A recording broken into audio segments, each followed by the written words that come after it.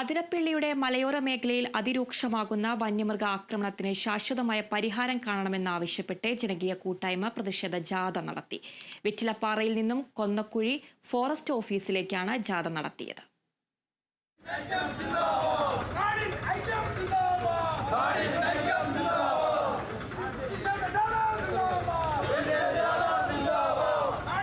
വെറ്റിലപ്പാറ പാലത്തിന് സമീപത്തു നിന്നാണ് ജാഥ ആരംഭിച്ചത്. തുടർന്ന് അരൂർമൊഴിയിലുള്ള കൊന്നക്കുഴി ഫോറസ്റ്റ് സ്റ്റേഷന് മുന്നിലെത്തി സമാപിച്ചു. കുരങ്ങുകളും മ്ലാവുകളും കാട്ടുപന്നികളും കാട്ടാനകളും വ്യാപകമായി മേഖലയിൽ കൃഷി നശിപ്പിക്കുന്നുണ്ട്.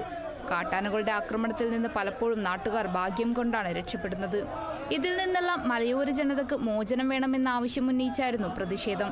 വന്യമൃഗങ്ങൾ ജനവാസ മേഖലയിലും കൃഷിയിടങ്ങളിലും ഇറങ്ങുന്നതിന് പരിഹാരം കണ്ടില്ലെങ്കിൽ ഇനിയും വിവിധ സമരപരിപാടികൾക്ക് നേതൃത്വം നൽകുമെന്നും ജനകീയ സമരസമിതി മുന്നറിയിപ്പ് നൽകി. പഞ്ചായത്ത് പ്രസിഡന്റ് കെ രജേഷിന്റെ നേതൃത്വത്തിൽ വിവിധ രാഷ്ട്രീയ പാർട്ടികളും സന്നദ്ധ സംഘടനകളും ചേർന്ന് രൂപീകരിച്ച ജനകീയ സമരസമിതിയുടെ നേതൃത്വത്തിലായിരുന്നു പ്രതിഷേധം സംഘടിപ്പിച്ചത്. Kerala vision news, Thrissur.